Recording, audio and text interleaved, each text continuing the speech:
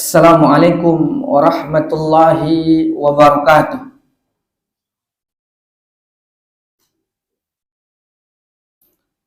Alhamdulillahi rabbil alamin.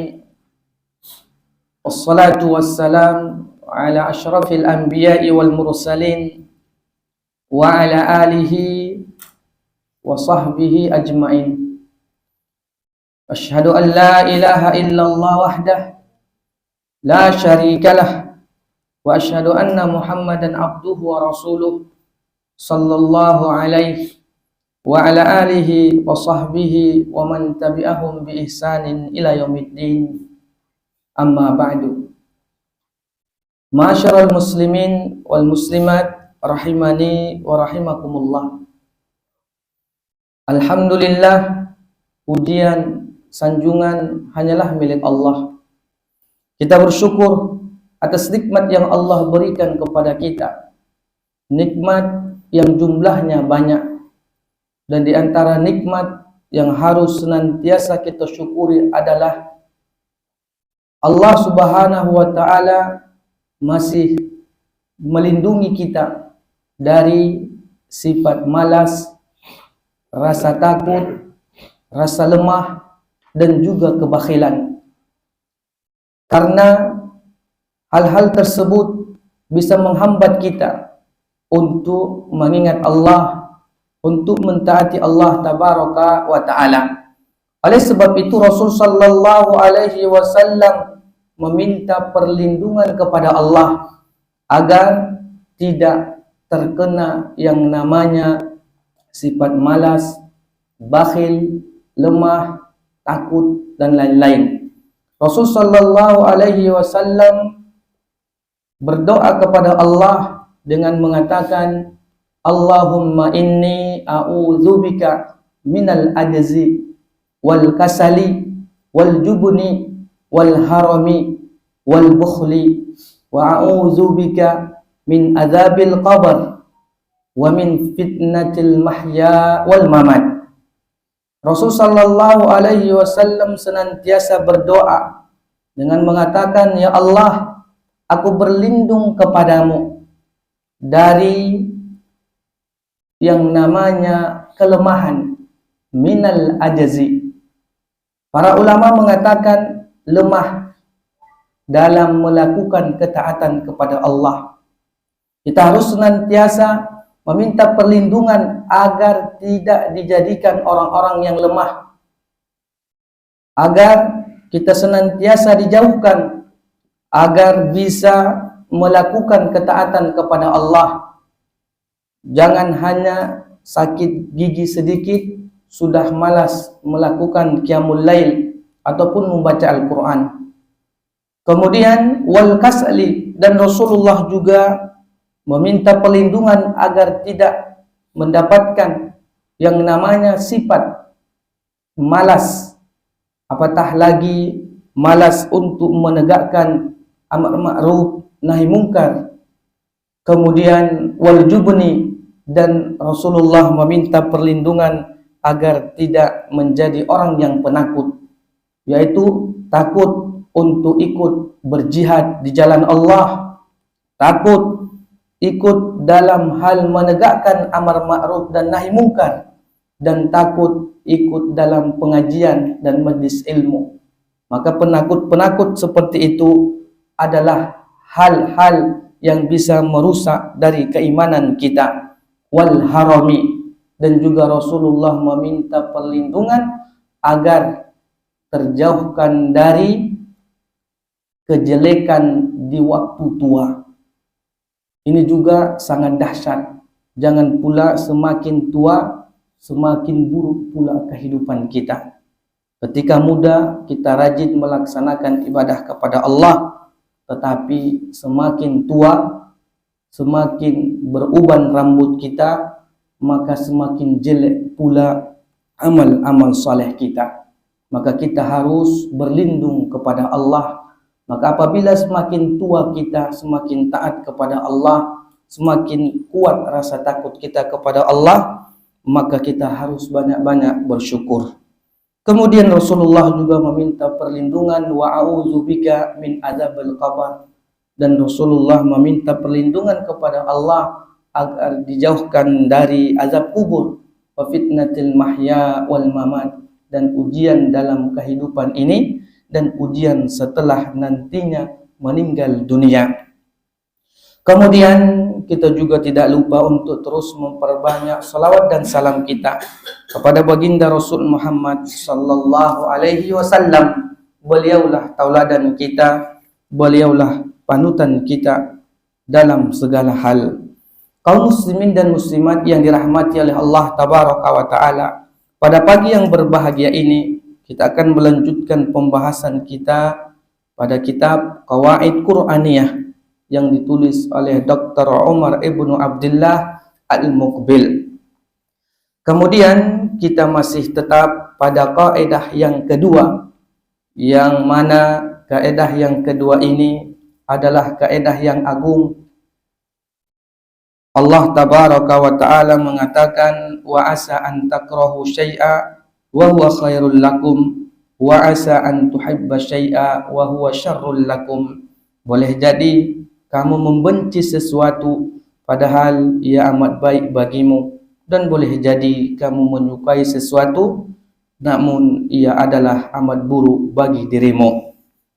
Kemudian Dr. Umar pun memberikan contoh-contoh dari penerapan ataupun pelajaran dari hal-hal yang berkaitan dengan kaidah yang kedua.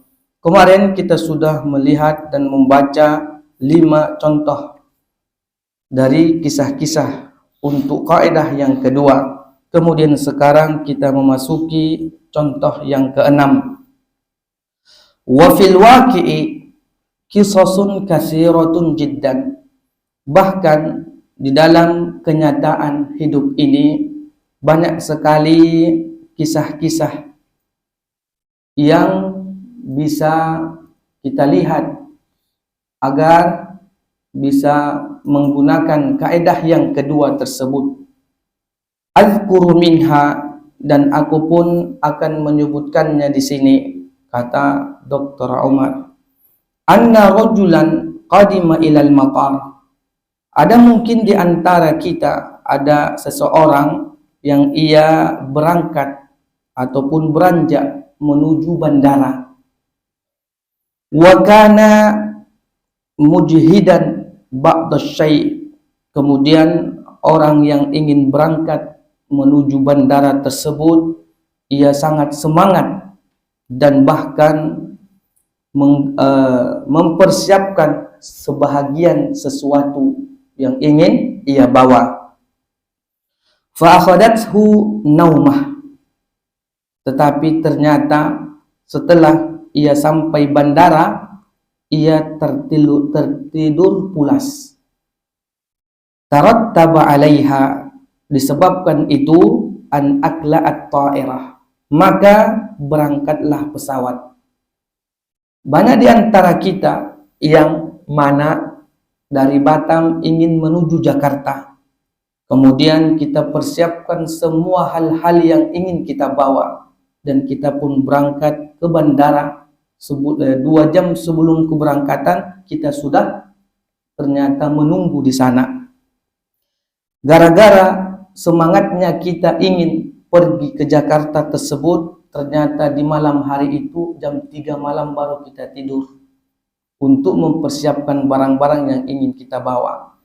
Ternyata tatkala sampai kita di bandara tersebut, kita pun tertidur. Nah, karena tertidur tersebut, kita pun tidak mendengarkan panggilan-panggilan penumpang yang akan naik. Maka disebabkan tidur itu, berangkatlah pesawat. Kita pun tidak sadar. Wa fiha rukabun kasirun, dan di dalam pesawat tersebut banyak penumpang-penumpangnya. Yaziduna ala salasi mi'ati raqibin, yaitu kurang lebih jumlah penduduknya atau jumlah penumpangnya banyaknya itu 300 penumpang. Ini dikatakan oleh Dr. Umar. Falamma afaqa, maka tatkala ia sadar, tatkala ia bangun dari tidurnya, wa idza bitta'irati qad aqla'at qabla qalil. Ternyata pesawat yang ingin ia tumpangi tersebut telah berangkat sesaat ataupun sebelumnya. Berangkatlah pesawat tersebut itu ketika ia bangun, ia lihat dan ia dengar-dengar sudah berangkat. Wafatathu ar-rihlah, maka keberangkatannya, rihlahnya itu pun menjadi lewat ataupun hilang, berlalu. Berarti begitu kesalnya hidup ini. Fadaqa sadruhu atau fadaqa sadrahu, maka merasa sempitlah dadanya. Pasti ada di antara kita yang mengalami seperti itu. Apakah kita mau berangkat naik pesawat ataupun naik bus atau naik kapal dan lain-lain sebagainya. Ini di antara contoh yang nyata, kata Syekh ataupun kata Dr. Umar. Wa nadima nadaman syadidan, maka ia pun menyesal dengan sesalan yang berdahsyat atau dengan sesalan ia sangat-sangat sesal sekali. Kenapa pula lah aku tertidur? Mulailah nanti suuzon kepada Allah tabaraka wa ta'ala. Kemudianlah nanti mengatakan lau anna kadza lakana kadza wa kadza, seandainya begini pasti tidak begini. Mulailah nanti berdatangan kalimat-kalimat, rasa emosi, rasa penyesalan yang luar biasa. Walam tamdi daqa'iq ala hadhil hal allati huwa 'alaiha. Tetapi ternyata setelah beberapa detik atau beberapa menit dari keadaan yang ia peroleh tersebut, hatta u'lina an suquti tilka ta'irah, maka ia pun mendengarkan adanya iklan, adanya pemberitahuan, ternyata terjatuhlah pesawat yang ingin ia tumpangi tersebut. Lihatlah begitu dahsyatnya. Wahtirakun man fiha bil kamil, dan bahkan pesawat tersebut terbakar ataupun meledak, dan orang-orang yang ada di dalam pesawat tersebut semuanya meninggal dunia.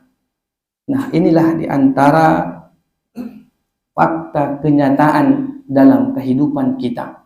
Nah, apabila kita bisa melihat kisah ini, maka pahamlah kita kaidah yang kedua tersebut. Mungkin ketika di awal kita semangat, suka, ini pasti jadi berangkat ke Jakarta. Ternyata kita telat gara-gara tertidur. Kemudian kita dengarlah bahwa pesawat yang ingin kita tumpangi tersebut terjatuh dan menewaskan semua penumpangnya. Begitulah hikmah yang Allah berikan kepada kita dalam hidup ini. Maka intinya adalah bahwa janganlah pernah kita merasa kecewa atas apa-apa yang belum kita gapai. Karena apa? Karena semua ujian yang Allah berikan itu kepada kita ada hikmah di baliknya. Dan kita juga harus memahami bahwa ternyata ujian dan cobaan yang paling berat itu adalah di dalam agama. Kalau ujian-ujian yang berkaitan dengan dunia itu adalah mudah dan gampang. Yang berat itu adalah ujian di mana kita tidak mampu menegakkan sholat yang 5 waktu dengan berjamaah. Kemudian kita tidak mampu untuk melaksanakan puasa Ramadan dengan penuh dan yang berkaitan dengan agama. Nah, sedangkan kalau ujian-ujian dan fitnah dan cobaan yang berkaitan dengan hal-hal dunia itu adalah sangat mudah sekali. Oleh sebab itu, para ulama mengatakan bahwa ujian di dunia ini hanya ada 4 perkara saja. Ujian-ujian yang menimpa kita yang berkaitan dengan dunia dan seisinya hanyalah dalam 4 perkara saja. Yang pertama, para ulama mengatakan bahwa ujian harta dan kehormatan. ujian ataupun cobaan yang berkaitan dengan harta dan kehormatan. Hal inilah yang disebutkan oleh Rasul sallallahu alaihi wasallam. Beliau mengatakan, "Madzibani ja'iani ursila fi ghanamin bi afsadalaha min hirsil mar'i 'alal mali wasyarafi li dinihi." Tidaklah dua serigala yang lapar kemudian dilepaskan ke dalam sebuah kelompok kambing itu lebih merusak dibandingkan dari ketamakan seorang manusia terhadap harta dan kehormatan yang bisa merusak agamanya. Hadis riwayat At-Tirmizi. Rasul sallallahu alaihi wasallam ingin mengingatkan kepada kita bahwa ujian ataupun cobaan yang akan menimpa kita yang berkaitan dengan dunia adalah ujian harta dan kehormatan. Ada di antara kita yang tidak tahan dengan harta. Ada di antara kita yang tidak tahan dicoba dengan kehormatan ataupun kedudukan. Kita ingin menjadi kepala ini, kita tahu kita belum mampu, tetapi kita gila dengan jabatan tersebut ataupun kehormatan tersebut, maka kita pun menggunakan jalan pintas. Yang jalan pintas tersebut ternyata tidak diridhai oleh Allah tabaraka wa ta'ala. Begitu juga dengan fitnah harta ataupun ujian terhadap harta. Bisnis kita ternyata agak mandek, kemudian kita tidak memiliki modal, maka kita pun menggunakan atau mengambil jalan yang jalan tersebut ternyata tidak disukai dan dicintai oleh Allah tabaraka wa ta'ala, yang mana ujian harta dan kehormatan tersebut bisa merusak agama kita. Maka kita harus paham bahwa ternyata ujian yang ada di atas muka bumi Allah ini adalah diantaranya ujian harta dan kehormatan. Kemudian yang kedua, kata para ulama, di antara ujian ataupun cobaan ataupun fitnah di atas muka bumi ini adalah ujian istri dan anak. Kita harus memahaminya biar jangan juga mudah memberikan penilaian kepada seseorang. Jangan nanti mengatakan, itu istri ustadz kok gitu ya, apa pula ceritanya? Itu anak ustadz tuh kok bandel kali, apa pula ceritanya?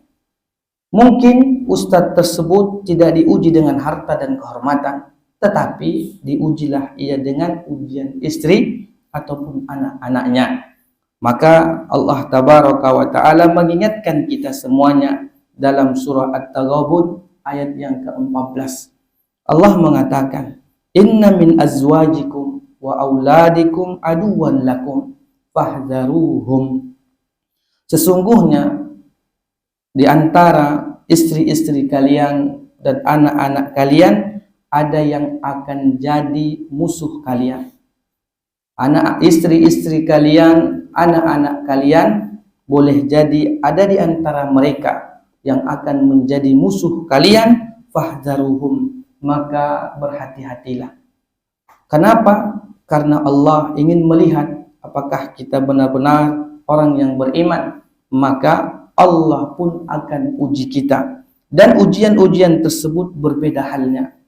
Macam-macam ujian yang Allah timpakan tersebut ternyata berbeda satu orang dengan orang yang lainnya. Sama halnya juga dengan kecanduan maksiat. Ada di antara kita yang candu maksiatnya main judi. Kemudian ada di antara kita yang mungkin maksiatnya candu membunuh orang. Nah, kalau satu hari nggak bunuh orang, gatal tangannya. Ataupun dosa-dosa ataupun kriminal-kriminal yang lain, kita ternyata terjatuh. Kalau udah didekatkan dengan perempuan, itu gawat juga. Ada juga cobaan-cobaan seperti itu. Maka intinya bahwa semua ujian dan musibah dan cobaan itu pasti akan menimpa semua orang. Kemudian ujian yang ketiga, kata para ulama, yang berkaitan dengan kehidupan dunia ini adalah ujian kehinaan, melampaui batas, dan juga kezaliman. Allah Subhanahu wa taala akan menguji kita dengan kehinaan. Maksudnya ya hina tidak memiliki harta, hina tidak memiliki ilmu, ataupun kita disepelekan orang ini dan itu. Begitu juga banyak orang-orang yang melampaui batas kepada kita, bahkan ada yang menzalimi kita. Ini adalah di antara ujian dan cobaan kita. Misalnya kita adalah seorang ustadz, kemudian jamaahnya malah menghina kita. Apalah ustadz tuh, gaya-gaya saja dan sebagainya. Ini adalah juga ujian yang akan kita terima dan cobaan yang akan kita terima. Oleh sebab itu Allah Tabaraka wa Ta'ala menyebutkan bahwa ternyata ujian kehinaan itu disebabkan oleh tangan kita sendiri, oleh perbuatan kita. Maka kita harus berhati-hati. Hal ini Allah tegaskan dalam surah Asy-Syura ayat yang ke-30. Wa ma asabakum min musibatin fabima kasabat aydikum wa ya'fu an katsir. Dan apapun musibah yang menimpa kalian itu boleh jadi itu karena disebabkan oleh tangan dan perbuatan kalian, dan Allah itu Maha Pemaaf. Di sini Allah Tabaraka wa Ta'ala ingin mengajarkan kepada kita bahwa apabila ada orang yang zalim kepada kita, itu bisa jadi ya karena kita melakukan kezaliman kepada orang-orang yang lemah di bawah kita ataupun di sekitar kita. Atau ketika kita mendapatkan hinaan, cacian, makian, dan perbuatan-perbuatan yang melampaui batas terhadap kita, boleh jadi memang karena ulah tangan kita dan perbuatan kita yang mungkin 20 tahun yang lalu atau 30 tahun yang lalu, dan ketika kita tua baru kita rasakan. Barulah kita ditimpa oleh kehinaan, dan ketika kita tua barulah Allah Tabaraka wa Ta'ala menjadikan kita hina di waktu tua. Maka Rasulullah tadi meminta perlindungan agar apa? Agar di waktu tuanya tidak menjadi hina, agar di waktu tuanya tidak menjadi orang-orang yang makin jahat dan sebagainya. Ini adalah sebuah hal yang harus kita perhatikan. Kita harus melihat hal itu semuanya. Dan begitu juga halnya dengan ujian-ujian yang lainnya. Kemudian yang terakhir, di antara ujian dan cobaan yang menimpa kita yang berkaitan dengan dunia ini, para ulama katakan yang keempat adalah ujian Dajjal. Ujian Dajjal. Dajjal akan datang nantinya dan membuat fitnah. Ia akan uji kita. Ia akan memberikan cobaan kepada kita, sudah tentunya dalam hal perkara agama dan yang lain-lainnya. Itulah di antara ujian-ujian dunia yang para ulama katakan. Dan mudah-mudahan dengan mengetahui macam-macam ujian ataupun cobaan yang akan menimpa kita di atas muka bumi ini, kita bisa menjadi lebih dewasa. Kita bisa menjadi orang-orang yang hikmah atau orang-orang yang tidak mudah menjustifikasi orang lain atau menuduh orang lain ini dan itu dan sebagainya. Dan mudah-mudahan macam-macam fitnah tersebut atau cobaan itu tidak menjangkiti kita, tetapi sudah tentu pasti ada di antara 4 ujian dunia itu akan menimpa kita.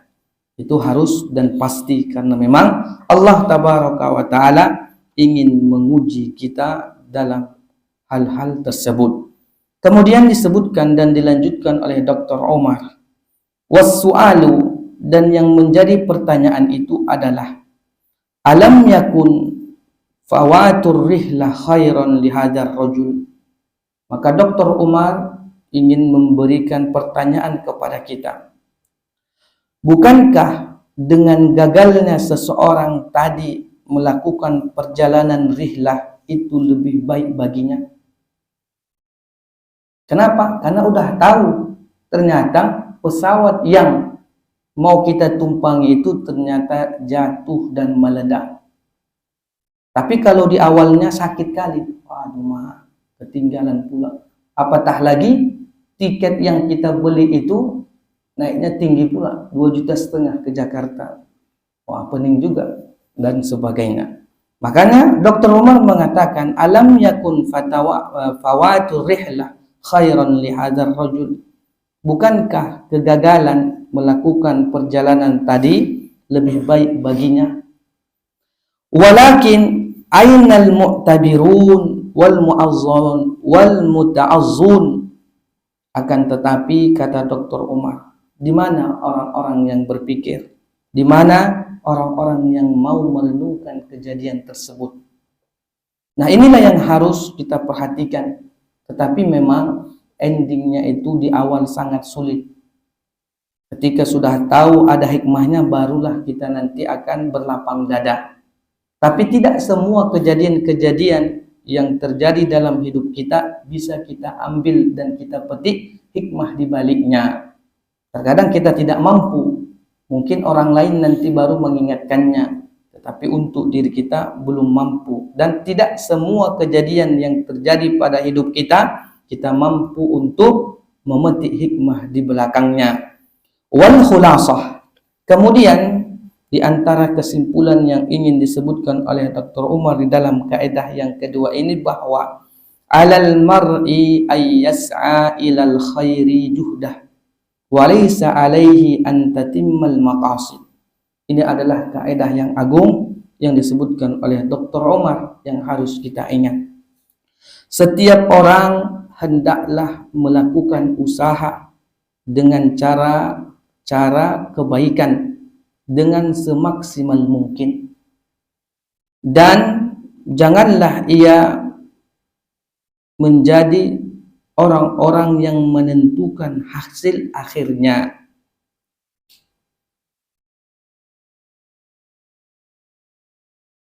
Disebutkan oleh Dr. Umar bahwa hendaklah kita terus melakukan usaha-usaha yang baik dengan semaksimal mungkin, meskipun nanti pada akhirnya bukanlah kita yang akan menentukan hasil akhir tersebut. Yang penting Allah tabaraka wa ta'ala menyuruh kita lakukan kebaikan-kebaikan, berusahalah semaksimal mungkin. Nah, untuk akhir ataupun hasil akhir dari apa yang kita usahakan itu kita tidak bisa menentukannya. Yang penting artinya apa? Ketika seseorang ingin melakukan perjalanan dan ia sudah tentu menyiapkan segala hal yang ia butuhkan semaksimal mungkin, kemudian ternyata hasilnya tidak sesuai dengan apa yang ia pikirkan. Namun di balik itu semua kita harus paham dan percaya bahwa semua takdir-takdir yang Allah berikan kepada orang mukmin itu pasti baik. Maka inilah yang disebutkan oleh Rasul sallallahu alaihi wasallam yang diriwayatkan oleh Imam Ahmad. Rasulullah mengatakan, ajibtu lil mu'min innallaha la yaqdi lil mu'min qada'an illa kana khairan lah. Kata Rasul, aku itu sangat takjub kepada orang-orang mukmin. Kenapa? Karena sesungguhnya Allah tidak akan menakdirkan sebuah takdir kepada seorang mukmin melainkan takdir itu pasti baik baginya. Kaum muslimin dan muslimat yang dirahmati oleh Allah tabaraka wa taala, kaidah yang kedua ini adalah kaidah yang sebenarnya berat apabila kita belum bisa melihat ending akhir dari ketentuan yang Allah berikan kepada kita. Yang penting intinya di awal itu sangat berat. Wa ayyatawakkal 'alallah, dan hendaklah setelah kita melakukan usaha semaksimal mungkin jangan lupa untuk bertawakal kepada Allah.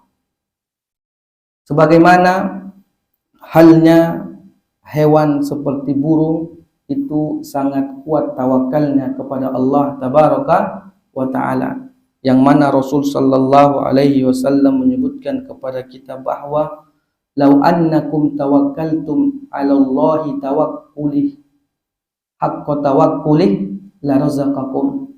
Kalaulah seandainya kalian benar-benar bertawakal kepada Allah, kalian pasti akan Allah berikan rezeki. Kama yagdu at-ta'ir ghimasan wa yaruhu bitana. Sebagaimana halnya burung-burung yang pergi di pagi hari dalam keadaan perutnya kosong, kemudian ia kembali dengan perut yang kenyang. Berarti jangan kalah kita untuk hal tawakal itu antara kita dengan burung.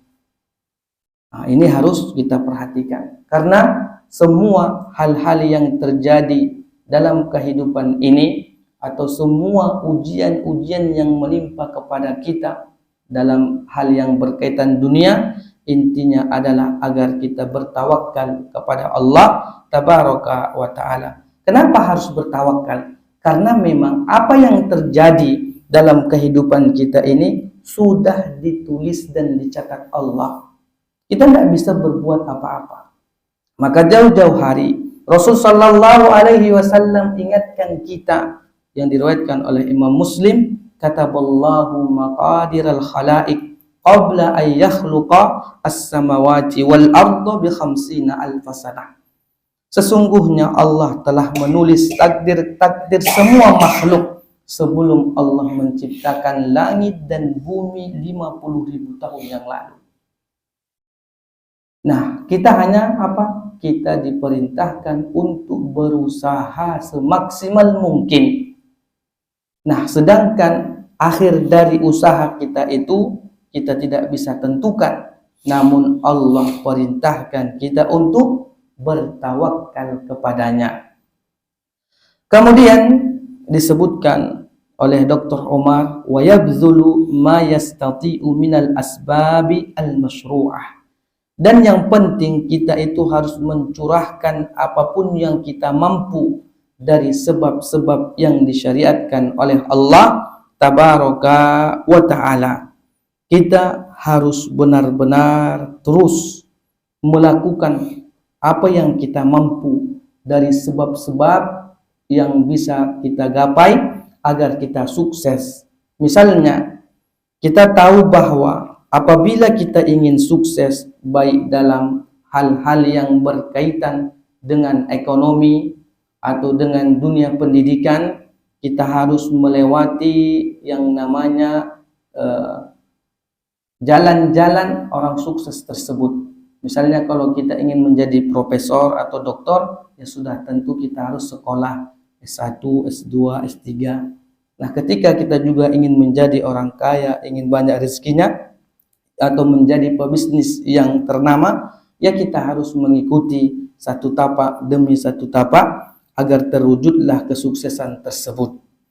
Nah, yang intinya agama kita memerintahkan kita agar mencurahkan semua kemampuan-kemampuan kita agar kita bisa mendapatkan apa yang kita impikan, tetapi jangan meletakkan dan menggantungkan impian tersebut dari usaha kita.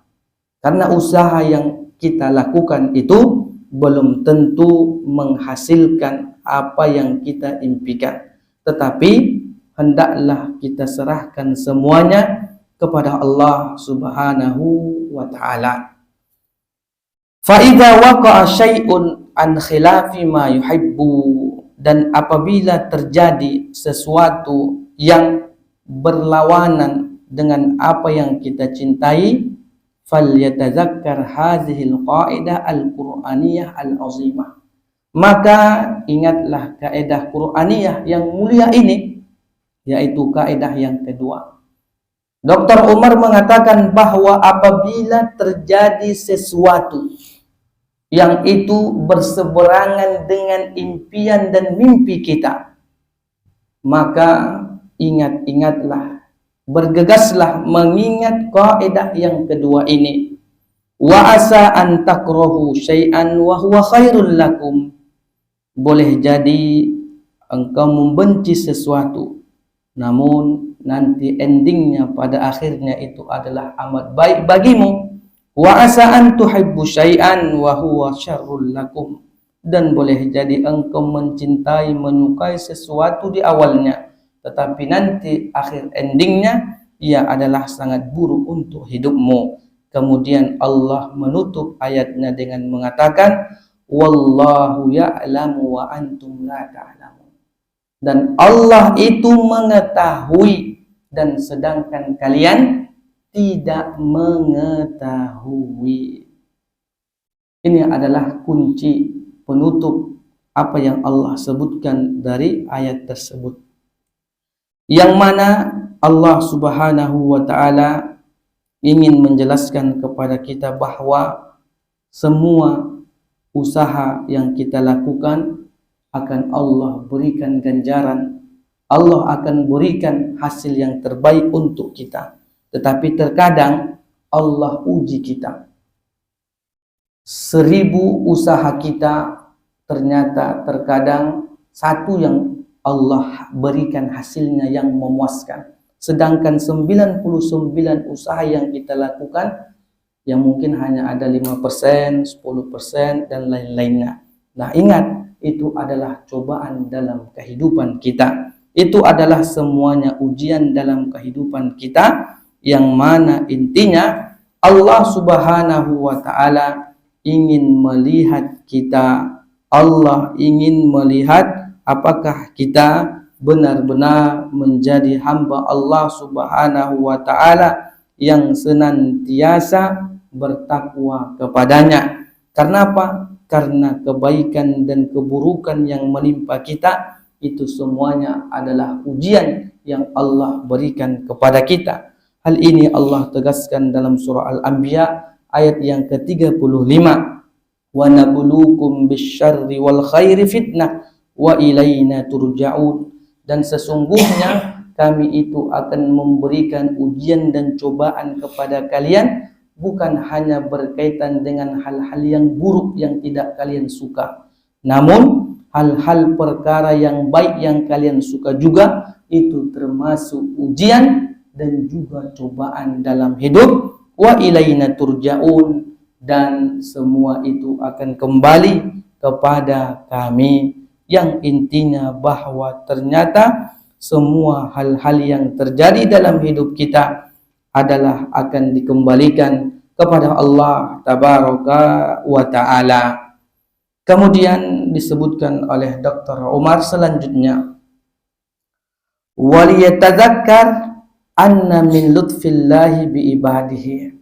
Dan hendaklah kalian ingat, ternyata di antara bentuk kasih sayang Allah itu kepada hambanya, annahu yuqaddiru alaihim anwa al-masa'ib. Disebutkan Dr. Umar, ini adalah kaidah yang harus kita pahami, bahwa sesungguhnya Allah itu akan menakdirkan sesuatu kepada hamba-hambanya dalam bentuk jenis-jenis musibah. Ini adalah bentuk kasih sayang Allah. Maka ada di antara para ulama, ketika mereka 1 bulan ini tidak Allah uji dengan sebuah musibah, mereka malah heran. Ini Allah ini udah benci sama aku apa enggak? Kalau kita kan beda. Ketika 1 bulan ini tidak ada permasalahan dan musibah dan ujian yang menimpa kita, kita malah mengatakan, Allah udah sayang nampak sama aku nih. Gak ada ujian, gak ada cobaan. Tapi ternyata berbalik hal kalau kita lihat kacamata para ulama. Di antaranya kaidah yang disebutkan oleh Dr. Umar dalam kitab ini, bahwa di antara bentuk kasih sayang Allah itu, Allah akan memberikan sebuah takdir, yaitu dalam bentuk dan macam-macam musibah yang beragam bagi mereka. Wa darubul mihan wal ibtila bil amri wan nahyi syaqi rahmatan bihim wa lutfan. Dan macam-macam ujian dan cobaan-cobaan itu baik dalam bentuk perintah ataupun larangan yang sangat berat adalah rahmatan bihim wa lutfan. Itu adalah bentuk kasih sayang Allah Subhanahu wa taala dan juga bentuk kelembutan Allah Tabaraka wa taala kepada hamba-hambanya. Apakah kita itu menjadi hamba-hamba yang benar-benar atau malah menjadi hamba-hamba yang apabila diberikan ujian dan cobaan kita malah menjadi bangkang kepada Allah Subhanahu wa taala. Misalnya tatkala Allah memerintahkan kita untuk mengeluarkan zakat, sedekah, infak dan sebagainya, apa yang akan kita lakukan? Apakah kita akan misalnya mengeluarkan zakat tersebut atau infak tersebut atau sedekah tersebut, atau malah mengatakan ini adalah hasil usahaku? Padahal Allah Tabaraka wa taala ketika memerintahkan kita mengeluarkan zakat, bersedekah dan berinfak, itu adalah rezeki yang telah Allah berikan kepada kita.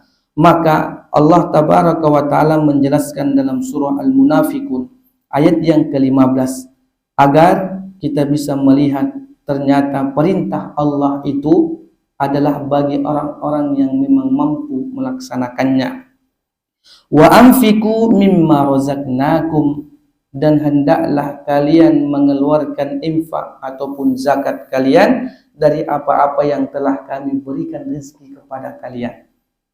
Jadi para ulama mengatakan bahwasanya perintah-perintah yang Allah perintahkan kepada kita, kita melakukannya sesuai dengan kemampuan kita.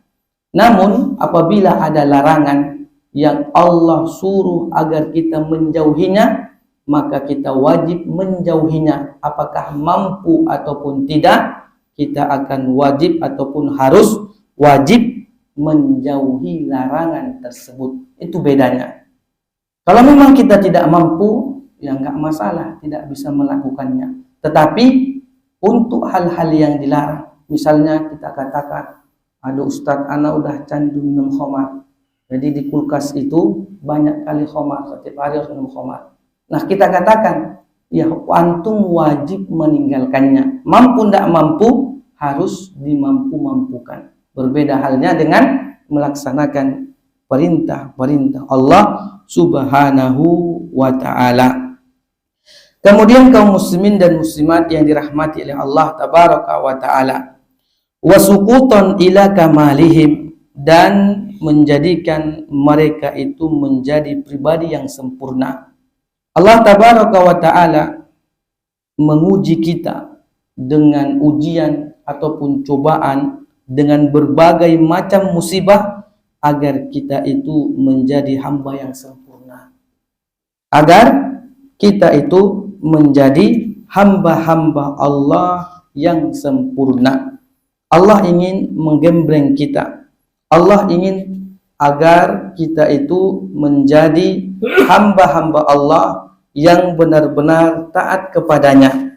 Allah Subhanahu wa ta'ala ingin menjadikan kita hamba-hamba yang nanti apabila bertemu dengan Allah sudah tidak ada lagi dosanya. Maka para ulama mengatakan bahwa ternyata ujian yang menimpa kita itu adalah untuk menyempurnakan semua kekurangan kita. Disebutkan oleh Luqman kepada anaknya, ya bunayya, az-zahabu wal fiddah yakhtabirani bin nar wal mu'min yakhtabiru bil bala.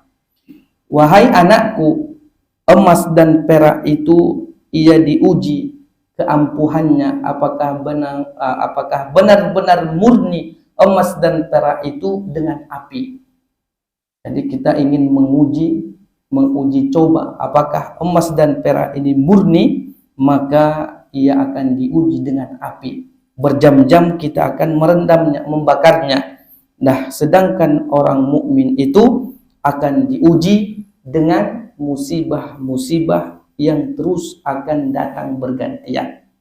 Mungkin di antara kita ujian tentang istri dan anak untuk episode umur baru-baru nikah, 10 tahun baru menikah, tidak ada. Nah, nanti ketika anak kita mulai masuk kuliah, baru nampak. Ternyata ketika anak kita kuliah, dia pula menjadi bandar narkoba. Tidak tahu tuh, tidak tahu juga kita. Ketika awal-awal anak kita belum besar, kita belum diuji dengan ujian anak tersebut. Nah, ternyata di awal-awal pernikahan kita diuji hanya dengan harta dan kehormatan. Kita udah lulus, aman. Ingat, jangan pula nanti berarti nggak ada lagi ujian. Pasti akan ada ujian. Maka sebab itu para ulama selalu ingatkan bahwa macam-macam ujian dan cobaan itu hanya ada di 4 perkara ini dalam hal urusan dunia. Maka kita harus menyiapkan itu semuanya. Dengan apa? Dengan keimanan dan ketakwaan kepada Allah. Dan tujuannya adalah agar kita menjadi pribadi yang sempurna. Nah, kalau kita nanti udah berumur 60 tahun, berarti lengkaplah. Istri kita ada, anak kita udah ampuh, maksudnya udah melewati semua ujian, kita pun punya cucu. Nah, nanti barulah datang orang akan belajar dengan kita. Pak, gimana sih cara menghadapi anak? Kenapa anak-anak Bapak itu semuanya saleh, semuanya sukses, semuanya taat-taat. Kemudian cucu-cucu Bapak juga oke. Kemudian istri Bapak juga orang yang salehah, taat, tidak begini dan begitu. Nah, nanti di ujung akhir dari hidup kita lah baru kita akan mengetahui, oh inilah diantara cara Allah agar menjadikan kepribadian kita sempurna, kemudian dicontoh orang. Makanya Rasulullah Sallallahu Alaihi Wasallam adalah tauladan kita. Setelah beliau meninggal dunia, maka kita akan mencontoh semua kehidupannya.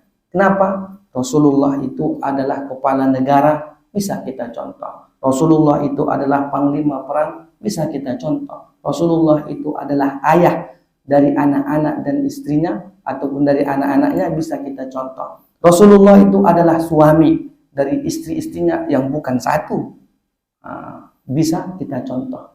Dan semua hal, semua ragam. Rasulullah adalah pebisnis sukses, bisa kita contoh. Rasulullah, apalagi dalam bab apa? Semua Rasulullah mengambil posisi, tetapi kan posisi tersebut beliau jalani dengan cara ya bergantian ujian dan cobaan yang Rasul Shallallahu Alaihi Wasallam. Rasulullah pernah menjadi pengembala kambing, yang mana mungkin kita menganggap, masa iya Nabi dan Rasul menjadi pengembala kambing.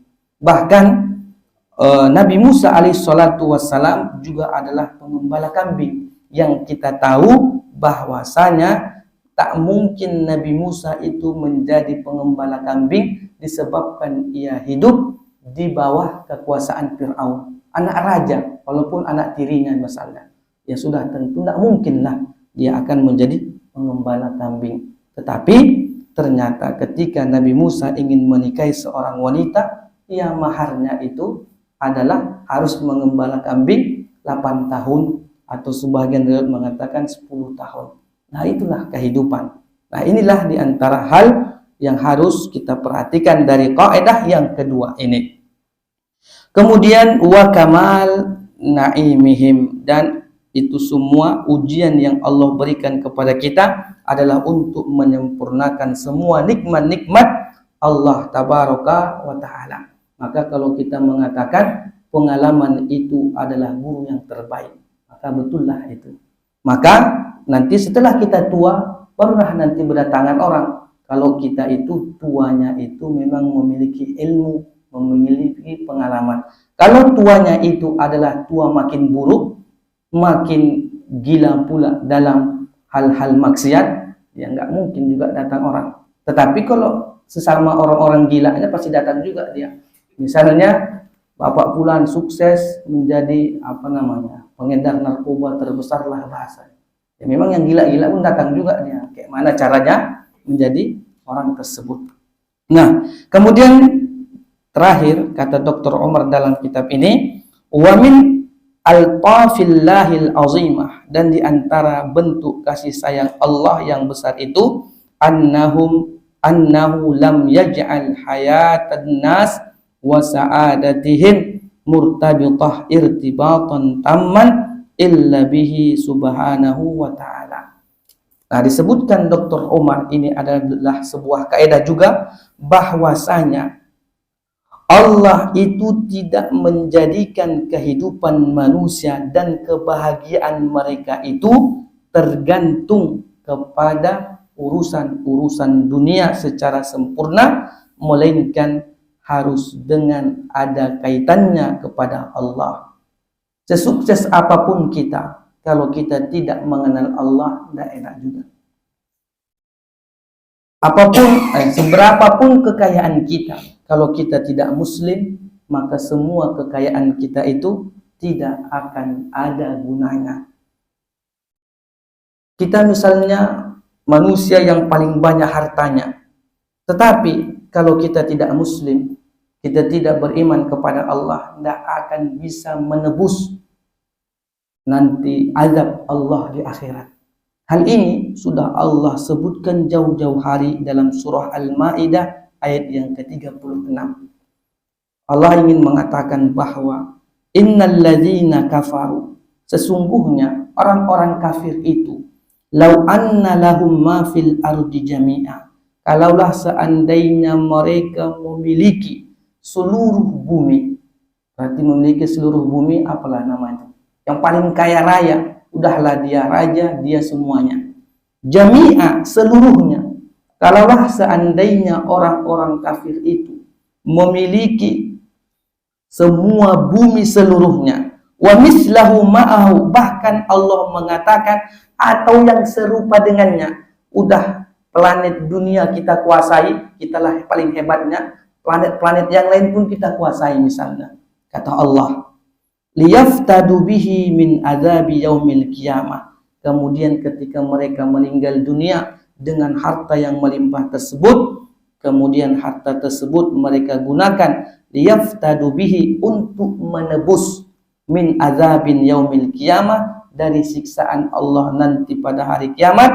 Apa kata Allah? Ma tuqbila minhum, niscaya hal itu tidak akan diterima oleh Allah. Walahum azabun alim, dan mereka malah mendapatkan azab yang sangat-sangat pedih dan menyakitkan. Nah, ini yang harus kita pahami, bahwa ternyata kebahagiaan seorang muslim itu bukan hanya tergantung dengan dunia dan seisinya, tetapi harus ia pautkan, ia gantungkan dengan Allah Subhanahu wa ta'ala.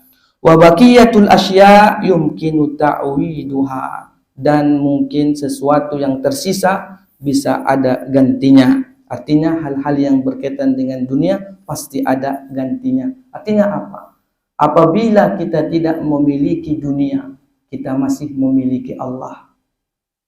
Au ta'widu ba'diha, ataupun ada ganti yang selainnya. Kemudian terakhir, penutup dari kaidah yang kedua ini, Dr. Umar pun ingin mengajarkan kepada kita bahwa min kulli syai'in idza dhayya'tahu 'iwadun wa ma minallahi in dhayya'tahu 'iwadun. Segala sesuatu jika hilang akan tergantikan, dan Allah tidaklah bisa tergantikan.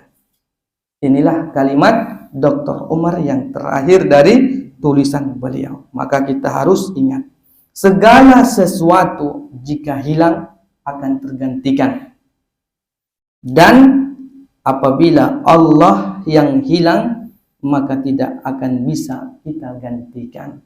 Wallahu a'lam bishawab. Mudah-mudahan kaidah yang kedua ini bisa menjadikan kita lebih dewasa, menjadi hamba-hamba yang sempurna dalam hal menghadapi kehidupan ini.